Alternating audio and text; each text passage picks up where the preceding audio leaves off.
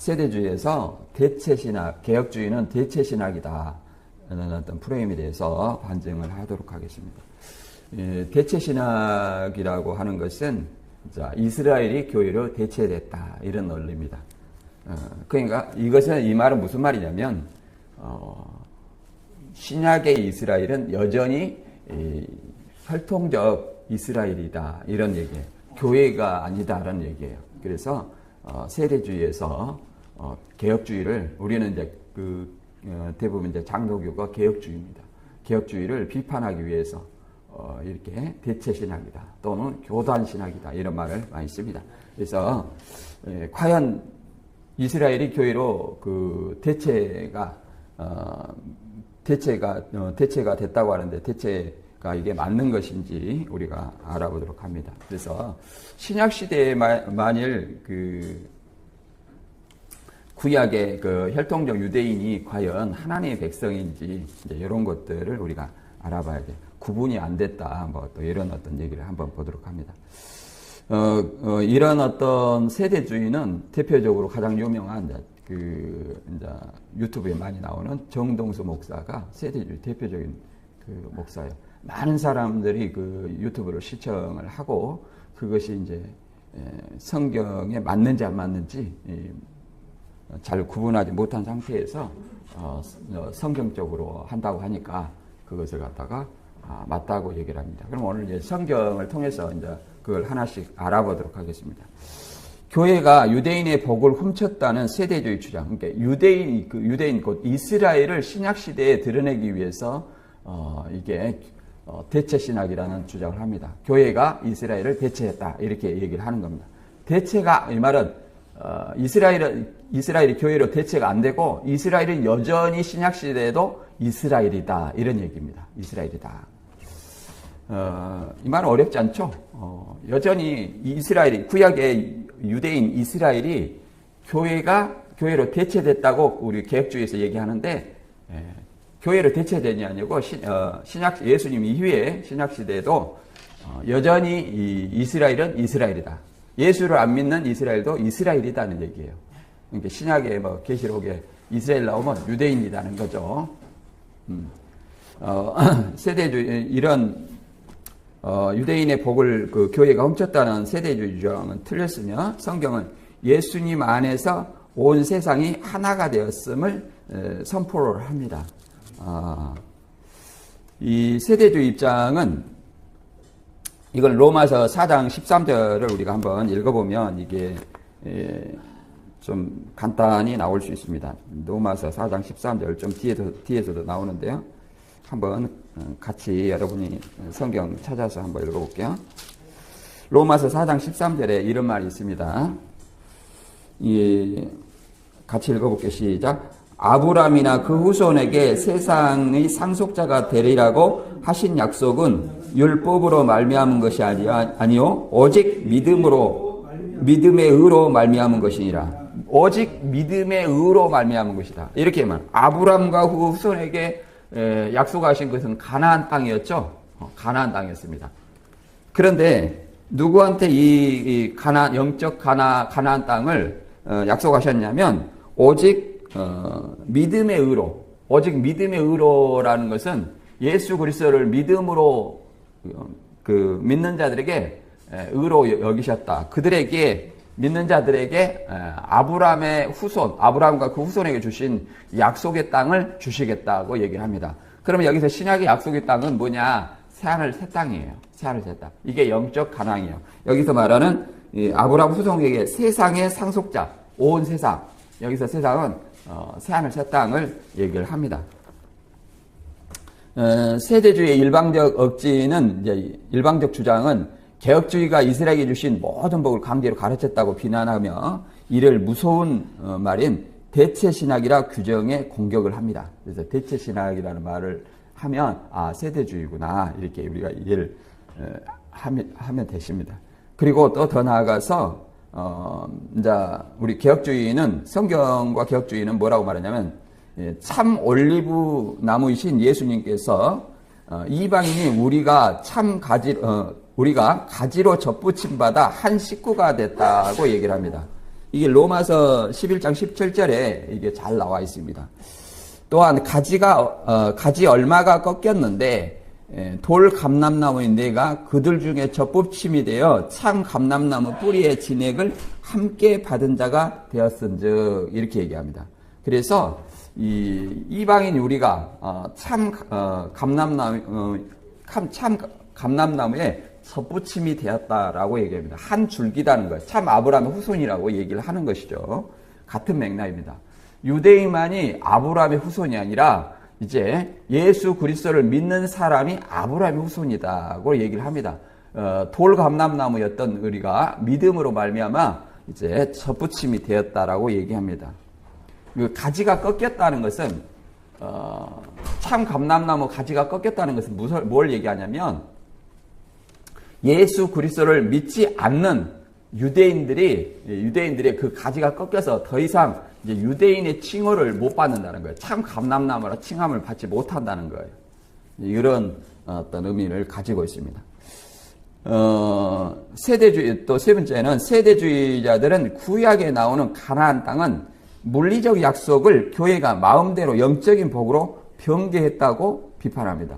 그러니까 여전히 가나안 땅을 신약 시대에도 가나안 땅을 약속으로 받았다는 거예요. 가나안 땅은 이스라엘이잖아요. 그래서 예수님의 재림도 이 감람산으로 온다고 얘기를 해요. 그리고 재림이 이중 재림이 있어요. 우리는 재림이 한 번뿐이에요. 이중 재림은 이제 세대주의는 이중 재림은 어떤 거냐면 계시록 4장에 그 사도 요한이 그 성령의 감동에서 하늘로 올라갔죠. 하늘로 올라간 이것을 공중강림으로 봅니다. 그러니까 이게 공중강림 그 재림이죠. 공중강림으로 봅니다.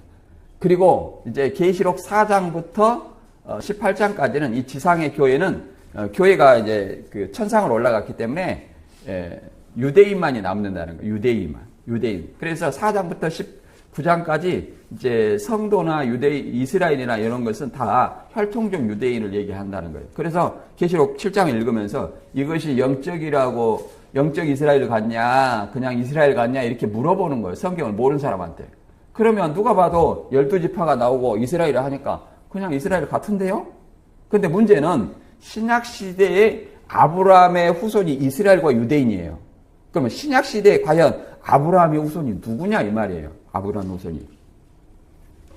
갈라디아서 3장 6절 한번 읽어보겠습니다. 이 약속들은 아브라함과 그 자손에게 말씀하신 때 여럿을 가리켜 그 자손들이라 하지 아니하시고 오직 한 사람을 가리켜 내 자손이라 하셨으니 곧 그리스도라. 누가 아브라함 자손이에요? 그리스도라는 거예요.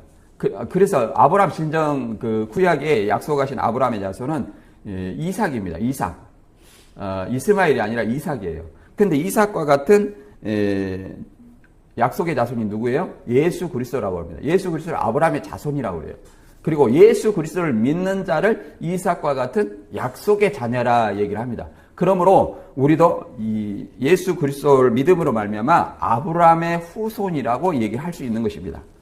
그래서 우리는 가나안 땅, 물리적인 어떤 가나안 땅을 물려받는 것이 아니라 새하늘 새 땅이 이 신약 시대의 약속의 땅입니다. 약속의 땅. 이제 세대주의의 이제 그 큰아들 가짜 상속론인데 원래 아버지가 큰아들 유대인에게 주기로 약속한 가나안 땅 문서를 아버지가 화가 나서 둘째 아들 교회의 이름으로 조작해 위조했다고 얘기를 합니다. 오늘날에는 이제 그 교회라는 것은 누가 세웠죠? 예수님이 교회를 세웠습니다. 신약시대. 이스라엘을, 그 문자적인 이스라엘은, 예수님을 믿지 아니함으로 말 그대로 참 감람나무 가지가 꺾였다는 말을 하고 영접지 아니함으로 이제 그 상속권이 누구한테? 어제 예수 그리스도를 믿는 자에게 넘어간 겁니다. 그게 이제 교회예요.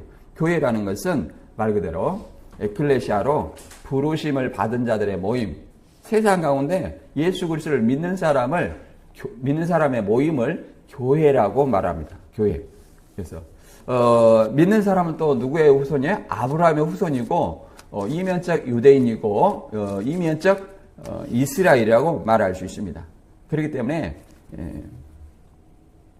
이런 어떤 주장은 잘못된 거죠. 예를 들어서 이런 비유가 있습니다. 아버지는 원래 독생자 예수 안에서 모든 자녀가 함께 우주라는 대형 빌딩을 공동 상속받도록 약속하셨다. 그러니까 이렇게 구분이 아니라 큰 틀 안에서 예수 그리스도를 통해서 모든 자녀가 상속받도록 하셨다는 것입니다. 이 갈라디아 3장 14절에도 이렇게 얘기를 합니다. 그리스도 예수 안에서 아브라함의 복이 이방인에게 미치게 하고 또 우리로 하여금 믿음으로 말미암아 성령의 약속을 받게 하려 함이라 이렇게 얘기를 합니다. 그래서 아브라함의 복이 그러잖아요. 아브라함의 복이 뭐예요? 아브라함의 복은 가나안 땅의 축복이잖아요. 근데 그 복이 누구한테? 이방인한테 미치게 하고 그러잖아요. 아까 로마서 4장 14절에도 그 아브라함과 그 후손에게 온 세상을 주겠다고 약속을 했잖아요. 물론 그 당시에는 가나안 땅이었지만 가나안 땅을 온전히 정복하지 못했고 또 그것은 율법 시대에 준 거잖아요. 율법을 지킨다고 온전히 상속받는 거 있잖아요. 근데 믿고 의롭다고 인정을 받은 사람, 예수 그리스도를 믿고 의롭다고 인정을 받은 사람이 온 세상을 상속받는 아브라함과 그의 후손이라고 얘기를 하는 거예요. 그래서 이런 것들이 잘못된 주장이다. 그래서 그러면 이 세대주의 그 역사적 기원은 어떻게 되냐? 본래 세대주의 신학이 이렇게 계속 있어 왔던 것이 아닙니다.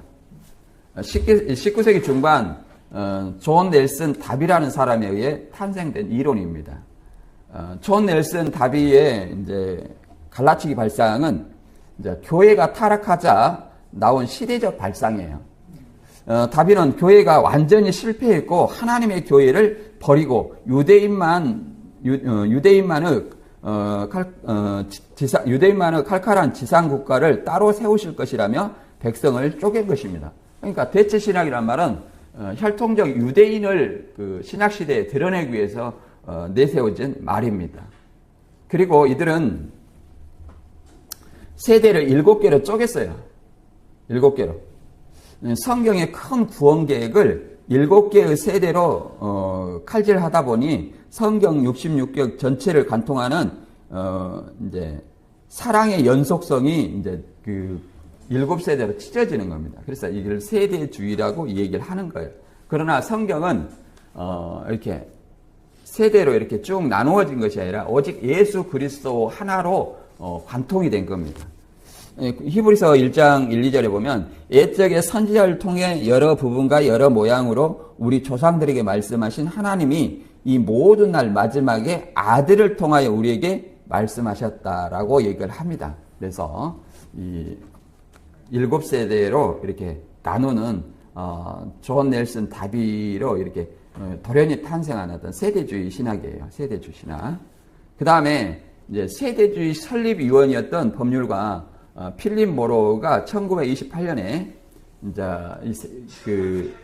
세웠지만 이를 자기가 세웠지만 탈출을 했어요. 필립 모로가 탈출한 후 이제 고백하기를 이 교리가 세대주의 교리가 교회의 뼈대를 무너뜨리는 바리새인의 누룩이라고 고백하게 됩니다. 안 좋은 누룩이라는 거죠. 안 좋은 누룩. 교회의 안 좋은 누룩이다. 교회의 뼈대를 무너뜨리는. 그러니까 신학 시대에는 교회 시대죠. 교회 시대입니다. 예수님이 교회를 세웠지 육세 유대인을 다시 세운 건 아니에요. 유대인은 예수님을 믿지 아니함으로 하나님 나라를 상속받지 못한다고 얘기를 합니다.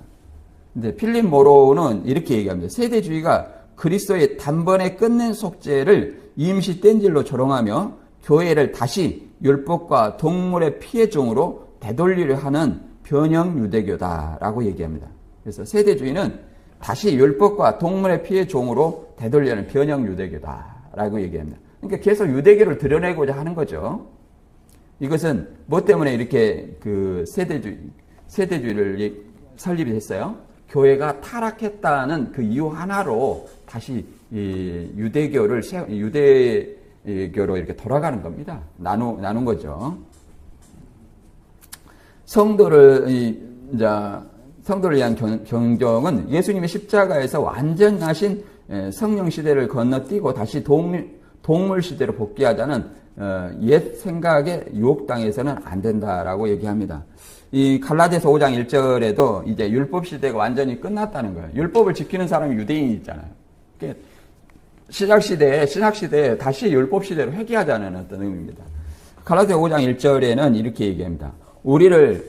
그리스도께서 우리를 자유롭게 하려고 자유를 주셨으니 그러므로 굳건하게 서서 다시는 종의 멍에를 매지 말라 이렇게 얘기를 합니다.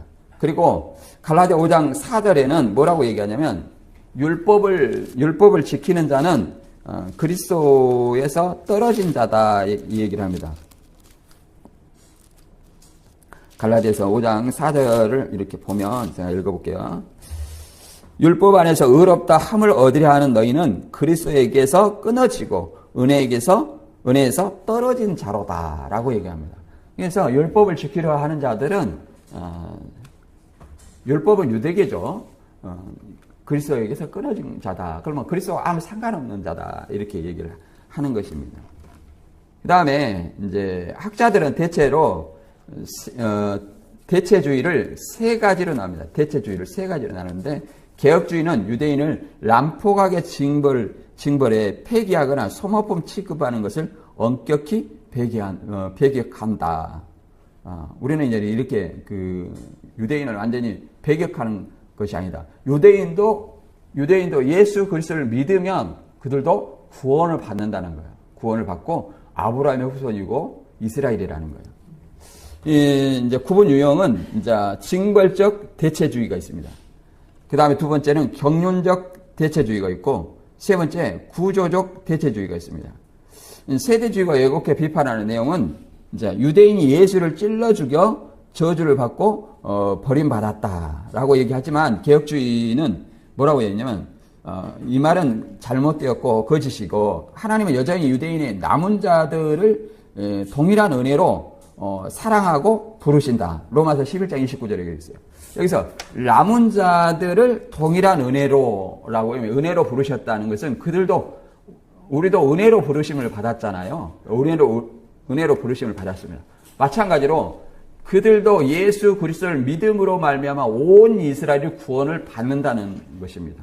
그래서 그들도 여전히 구원받을 기회가 있다라고 얘기합니다. 경륜적 대체주의는 뭐냐? 예수가 왔으니 구약 이스라엘은 일회용 소모품처럼 완전히 끝났다라고 얘기하는데 우리는 이 주장을 배격합니다. 거짓말이고 버려진 것이 아니라 씨앗이 자라 드디어 교회라는 화려한 과일 열매로 완성된 것이다. 그래서 신약 시대에는 보통 말 그대로 그리스도인의 모임을 말 그대로 교회라고 얘기하죠. 교회라고 얘기합니다. 교회. 이스라엘이라 이런 유대인이라고 보통 쓰지 않고 로마서나 갈라디아서는 쓰기는 쓰죠. 아브라함의 후손, 이면적 유대인, 이면적 이스라엘로 이렇게 신약에 씁니다. 그리고 계시록에서는 하나님의 입맞은 이스라엘이라고 얘기를 합니다. 근데 이 입맞은 이스라엘을 계시록 7장에 입맞았다는 것은 뭐냐면 신약시대에 입맞는 것은 에베소 1장 13절의 말씀처럼 복음을 믿어 성령으로 인쳤다고 얘기합니다. 복음을 믿는 사람이 입맞는 거예요. 복음을 믿는 사람이 곧 이스라엘이라고 얘기를 합니다. 입맞는 이스라엘이라고 얘기합니다.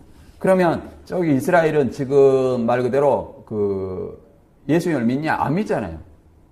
물론 믿는 이스라엘도 있습니다만은 안 믿는 사람이 태반입니다. 그 다음에 세 번째는 구조적 대체주의입니다. 구약 역사는 신약교리 형성에 아무 가치가 없는 주변부 쓰레기다라고 얘기합니다. 그러나 개혁주의는 이걸 부인합니다.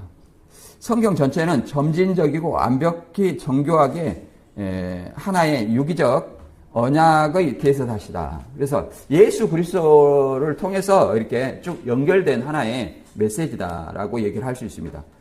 구약은 예수 그리스도에 대해서 감추어 놓았지만 신약은 그 예수 그리스도를 다시 드러내서 재림으로 연결됩니다. 그럼 개혁주의 입장은 뭐냐? 개혁주의는 이스라엘을 밀쳐내는 대체가 아니다는 거예요. 하나님의 참 약속을 마침내 완성해낸 유기적 성취다. 그러니까 교회가 유기적 성취다는 거예요. 유기적 성취다.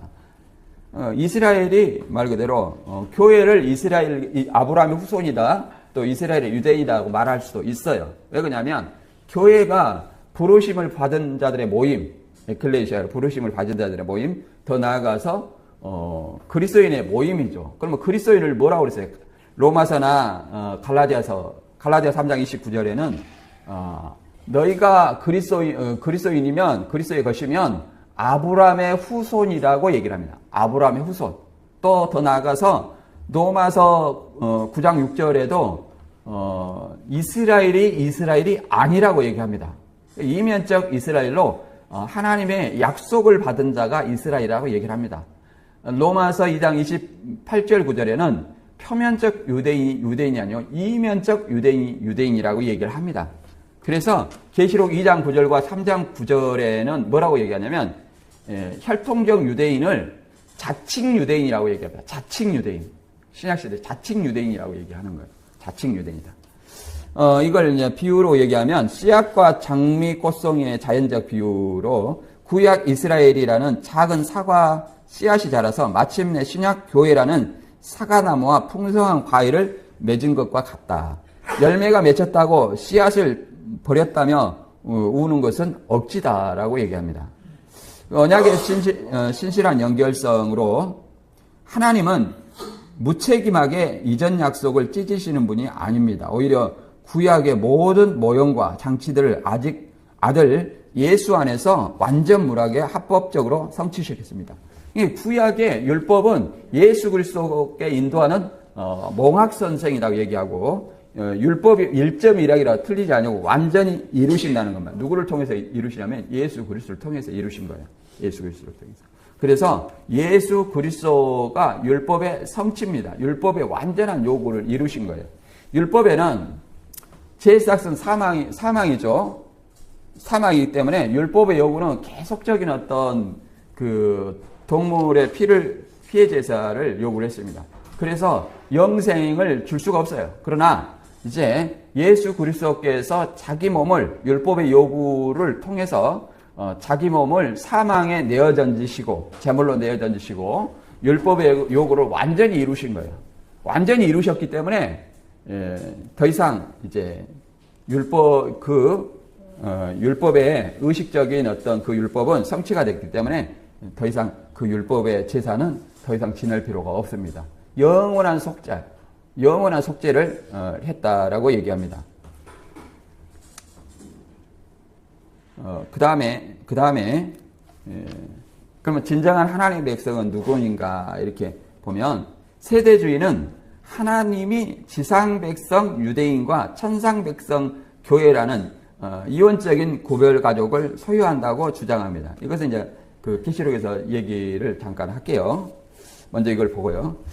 이원적 두 백성 사상의 왜곡입니다. 체이프와 라이리는 유대교와 교회는 영원히 결합될 수 없는 별개의 존재이며 구원의 노선과 종말의 지리적 종착지까지 완전히 다르다고 선포했습니다.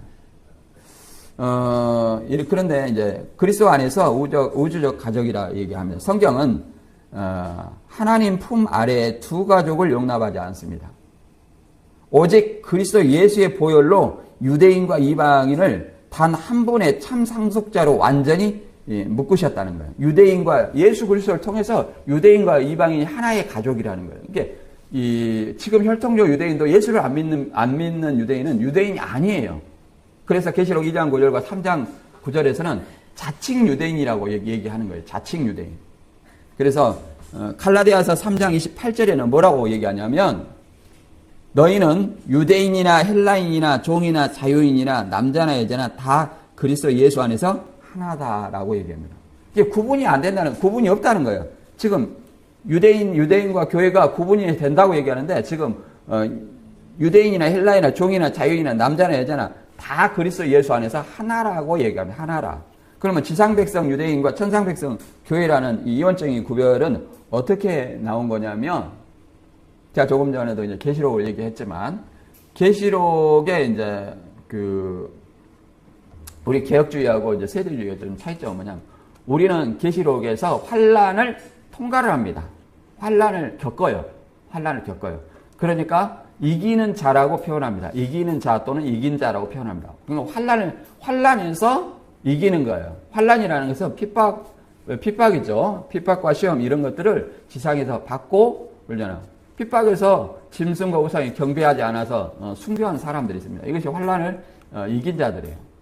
그러나 세대주의는 환란을 이 교회는 겪지 않습니다. 교회 왜 겪지 않냐면 계시록 4장에서 사도 요한이 성령의 감동에서 하늘로 올라갔죠. 하늘로 올라가서 이것을 이제 데살로니가전서 4장 14절에 휴거죠. 공중강림 휴거를 여기에 적용시킵니다. 계시록 4장과 매칭을 시켜요. 그래서 교회가 4장에서 올라갑니다. 올라가니까 천상백성 교회가 되죠. 그래서 18장까지 19장 재림할 때까지 이 7년 환란 동안 교회는 천상백성입니다. 하늘에 교회가 있어요. 하늘교회만. 그럼 지상은 누구냐? 지상은 이제 환란을 겪는 이제 7장에 보면 이스라엘은 누구냐면 유대인이에요. 혈통적 유대인이라고 합니다. 지상에는 유대인밖에 안 남았다 이렇게 얘기하는 겁니다.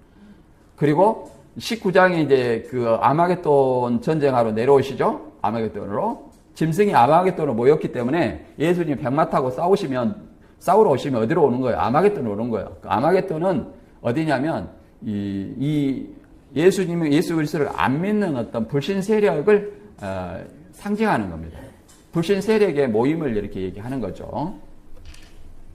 그들과 싸우려면 어떻게 해요? 예수 그리스도의 재림으로 그들의 심판이 그들이 불못에 떨어지는 것입니다. 그래서 그 재림을 뭐라고 하냐면 지상강림이라고 얘기해요. 공중강림, 지상강림. 계시록 4장에서는 공중강림, 교회가 휴거. 그 다음에 지상강림은 어디로 가냐면 저기 이스라엘의 감람산으로 한다는 거예요. 감람산. 이스라엘의 감람산이 있죠. 감람산. 그 올리브산이 있습니다.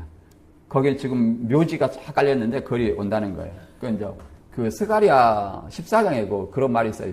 여호와께서 그 감람산에 강림하셔서 이렇게 둘로 이렇게 발로 밟으신다 이런 어떤 말들이 있습니다. 그래서 감람산에 오신다는 거예요. 그리고 전 세계 유대인들은 어디로 모이냐면 이스라엘로 모인다는 거예요. 그 지상 강림할 때. 네.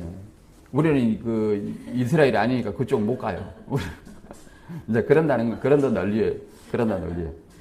그래서 이런 것들이 보면 계시록 4장의 성령의 감동함과 데살로니가 전서의 휴거는 완전히 달라요. 마지막 주께서 호령과 천사적인 나팔 소리로 인해서 먼저 죽은 자들이 부활하고 그리고 살아있는 우리도 이제 하늘로 끌려 올라갑니다. 끌려 올라가는 거예요.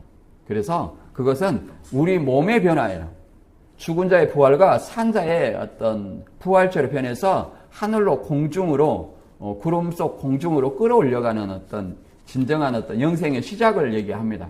그런데 그것을 교회 휴거로 얘기를 합니다. 교회 휴거로. 그래서 7년 동안 이렇게 그 천상교회로 있다 이렇게 얘기를 하는 거예요. 그래서 좀 우리 개혁주의하고는 완전히 다르죠. 그 다음에 없어서는 안 될 것이 뭐냐. 찰스 라일리는 이스라엘과 교회를 칼같이 쪼개듯 가르지 않는 자는 진짜 세대주의가 아니라고 서겠습니다. 그러니까 이스라엘과 교회를 명백하게 이렇게 딱 쪼개요. 이렇게 이스라엘과 교회를 쪼개가지고 개혁주의를 교회가 이스라엘이 교회로 대체됐다 했고 대체신앙이라는 말로 비난합니다. 대체신앙. 한마디로 이단이라는 얘기죠. 이단이라는 얘기예요. 그래서 이것이 과연 이런 어떤 의도는 여전히 유대인과 이스라엘이 신약시대에 여전히 이스라엘과 유대인이 저 혈통적 유대인과 이스라엘이라는 것을 드러내고자 하는 거예요. 그러니까 하나님 믿는지 안 믿는지 상관없이 유대인은 유대인이다. 이스라엘은 이스라엘이다. 이렇게 얘기해요. 그러면 그들이 예수를 안 믿어도 구원받냐? 그러면 나중에 믿는다. 이런 어떤 얘기를 하죠. 그래서 섞으면 이단이라고 정죄하는 그들입니다. 그래서 그들은 구약 회복의 예언을 신약 교회 성도들에게 은혜로 조금이라도 양보하면 남의 집 땅 등기 문서를 훔쳐간 교만 등이 대체 신학자라며 손가락질했습니다. 그래서 개혁주의를 장로교를 대체 신학자다, 대체 신학이다라고 얘기합니다. 대체 신학. 잘못된 교회가 이스라엘을 대체했다. 이스라엘 받을 복을 교회가 빼앗았다. 이렇게 얘기하는 거죠. 그러니까 그 이면에는 항상 유대인을 드러내고자 하는 거예요. 신약시대. 신약의 유대인과 이스라엘이 있죠. 그러니까 문자적으로 봐야 된다는 거예요. 그것을. 초대교회 사도들은 뭐라 하냐면 베드로와 사도들은 구약에서 이스라엘에게 주셨던 고귀한 전용 왕관과 왕 같은 제상칭호를 오늘날 신약에 믿는 교인인 우리에게 전적으로 넘겨주셨다고 선포합니다. 베드로전서 2장 9절에 그러죠. 너희는 택하신 족속이요 왕 같은 제사장들이요 거룩한 나라요 그의 소유된 백성이니 우리를 예수 그리스도를 믿는 자를 택한 백성이고 왕 같은 제사장이라고 이렇게 얘기합니다. 그래서 교회가 진정한 어떤 제사장이라고 이렇게 얘기를 하는 거예요. 그 다음에 아브라함의 참된 후손은 누구인가 이게 얘기를 하는데 몇 구절 읽었습니다만 로마서 4장 13절과 또 갈라디아서도 3장 16절과 이렇게 읽어봤습니다만은 다시 한번 보면 뼈와 피가 유대인이라 하여 아브라함의 가문의 아들이 아닙니다. 오직 예수 그리스도 한 분과 연합해야 진짜 적장자 자녀가 됩니다. 적장 상속자라고 얘기하죠. 상속자. 구약에서는 장자만이 상속을 받았어요. 장자만이. 그러나 신약시대에는 예수 그리스도를 믿는 자가 다 장자예요. 장자. 그래서 히브리서 12장 22절에는 장자들의 총회라고 말하고 상속자라고 말하고 아들이라고 얘기를 합니다. 그냥 그 장자라고 얘기하지 않냐고 대부분 아들이라고 얘기합니다. 아들로 상속자다 얘기합니다. 그래서 신약시대에는 예수 그리스도와 연합한 자, 예수 그리스도를 믿는 자가 진정한 상속자다라고 얘기합니다. 그래서 상속 도장을 진 독점 지분자는 예수다라고 얘기합니다. 아브라함 가문의 진짜 합법적인 유산 도장은 예수 그리스도 단 한 분에게 상속되었다.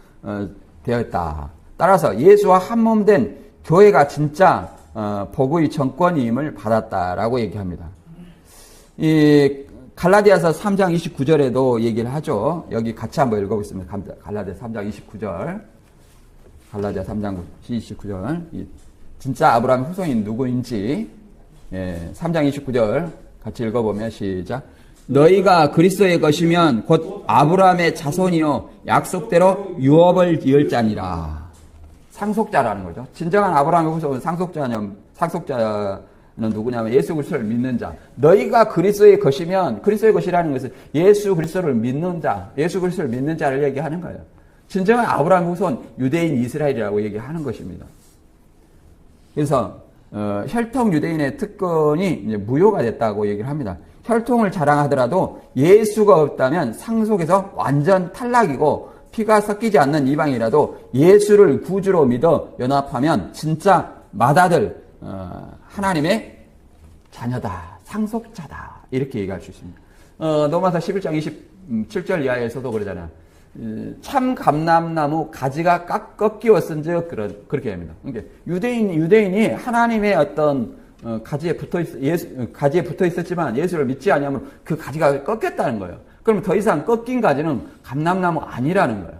돌 감람나무 이방인 우리가 그 참 감람나무에 접붙임을 받아 진액을 공급받았다 이렇게 얘기를 합니다. 그래서 예수 그리스도로 말미암아 우리가 참 감람나무의 진액을 접붙임을 받아 한 혈통 예수 그리스도의 한 분과 연합한 참된 아브라함 후손이다라고 얘기할 수 있는 것이에요. 그게 신약의 성경입니다. 그 다음에 이제 유대인과 이방인의 벽을 완전히 성경은 허물었다고 얘기를 합니다. 유대인과 이방인의 벽이 있다고 얘기하는 거예요. 이렇게 대체신학이라고 얘기하는 것은 유대인과 교회가 이렇게 갈라지지 않았는데 유대인이 이렇게 교회를 대체했다, 이스라엘 교회를 대체했다 이렇게 얘기를 하는 거예요. 그러나 성경은 유대인과 이방인이 하나로 합쳐졌다. 벽이 없다. 이렇게 얘기합니다. 예수님은 십자가 희생으로 유대인과 이방을 편파적으로 차별하여 갈라놓았던 순간의 율법 장벽을 영원히 철거하였습니다. 유대인과 이방인의 차이는 뭐 율법이에요. 율법이 있고 없고, 율법이 있고 없고. 그러니까 대체시라고 주장하는 것은 다시 유대인의 율법을 주장하는 것 같아요. 그래서 동물의 피로 다시 돌아간다 이렇게 얘기를 하잖아요. 그래서 세대주의는 종말의 천년왕국 때 하나님이 유대인을 다시 편애하여 성전 철조망을 다시 높이 치고 차별의 선을 그을 것이라 가르칩니다. 이는 십자가 모독입니다. 그래서 이 제3성전이 회복된다는 말 가끔 한번 들으실 거예요.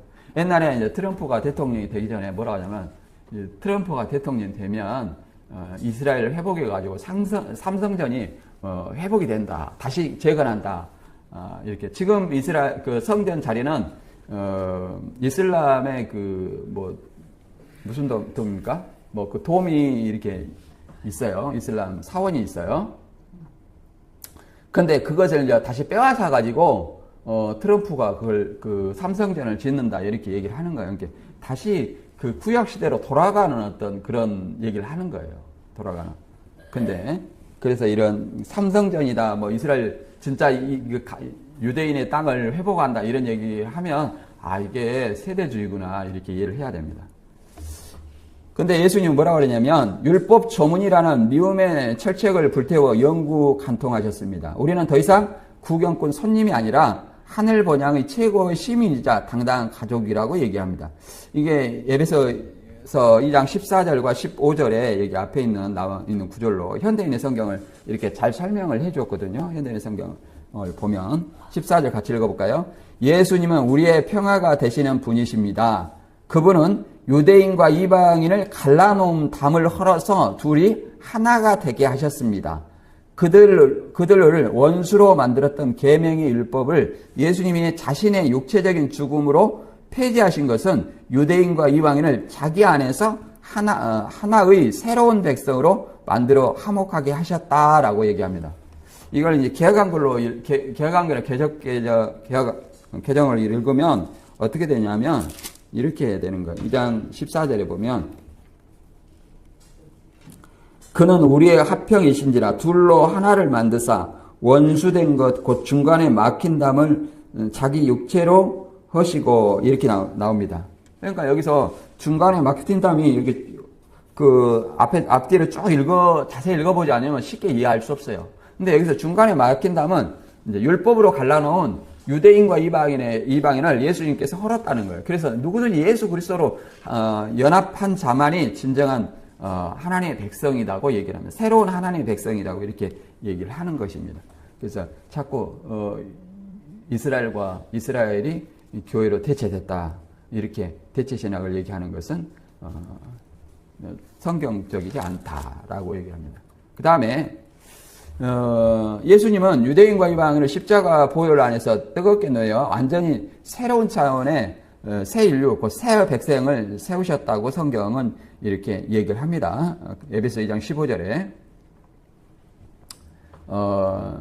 이제 성경이 외치는 새 사람은 중고차 부품을 대충 깎아 끼운 임시차가 아니다. 십자가 영광로에 통째로 빚어진 새롭고 초월적인 신인류다라고 이렇게 우리가 이해를 합니다. 그래서 교회는 대체가 아닌 재창조다. 예수님 대체창조다. 우리는 남의 집을 가로챈 무단 점유자가 아니다. 원수였던 둘이 예수를 연양분 삼아 녹아들여 탄생한 그 그리스도 온전한 유기적 한 몸, 교회의 탄생이다라고 얘기합니다. 교회의 탄생. 그래서 신약은 이제 구약의 약속이 완성된 거예요. 뭘로? 교회로 완성되었다. 그래서 이 예수 그리스도를 믿는 자에게, 제자들에게 뭘 세우냐면 예수님을 고백한 그들에게 교회를 세우라고 얘기한 거예요. 마태복음 16장 읽어보면 16장 18절 읽어보면 이렇게 얘기해요. 그 앞절에 보면 이제 예수 그리스도를 하나님의 아들로 이렇게 시인하는 이겁니다. 시작. 또 내가 내게 이르노니 너는 베드로라. 내가 이 반석 위에 내 교회를 세우리니 음부의 권세가 이기지 못하리라. 교회는 예수님이 세우신 거예요. 예수님이. 그래서 신약 시대는 교회예요. 교회. 교회 시대다. 교회 시대다 이렇게 얘기할 수 있습니다. 교회 시대. 그래서 이제 유대인과 율법이 유대인과 이방인을 갈라놓았지만 유대인을 완전히 그 계명으로 된 율법을 폐하셨다는 것은 율법의 요구를 완전히 이루셨기 때문에 이제 의식법 이런 것들을 완전히 폐하셨다라고 얘기합니다. 이루었기 때문에 폐하셨다는 거예요. 그러나 의식법, 도덕법, 시민법이었는데 시민법과 도덕법은 여전히 유효합니다. 우리에게. 그래서 이는 둘로 자기 안에서 한 세 사람을 화평케 하시고 라고 얘기합니다. 이제 유대인이나 이방인이 아니라 오직 예수 그리스도를 믿는 사람만 있는 거, 믿는 하나님의 백성만 존재한다라고 우리는 이해할 수 있습니다. 그래서 우리가 이제 여기까지 하고 그 다음에 이어서 계속 하도록 하겠습니다. 이게 굉장히 좀 길어요. 그래서 굉장히 긴데 결론은 이제 교회는 에클레시아예요. 에클레시아. 그래서 에클레시아는 뜻은 하나님께서 세상에서 불러 모으신 믿는 사람들의 공동체다. 예수님이 이렇게 교회 반석 위에 교회를 세웠다. 예수님을 주와 하나님으로 이렇게 고백하는 사람들의 모임을 교회라고 얘기하는 거예요. 교회라고. 그래서 개혁주의 입장은 교회가 이스라엘을 대체한 것이 아니라 하나님께서 아브라함에게 주신 언약과 약속이 예수 그리스도 안에서 온전히 성취되어 유대인과 이방인이 이제 믿음으로 한 백성을 이루게 된 것입니다. 그래서 예수 그리스도를 믿는 자가 아브라함의 후손이요, 유대인이요, 이스라엘이라고 얘기를 하는 겁니다. 이 유대인과 교회가 갈라진 것이 아니다. 우리는 이렇게 이해를 하시면 좋을 것 같습니다. 다음에 이어서 두 번째 시간으로 계속 하도록 하겠습니다.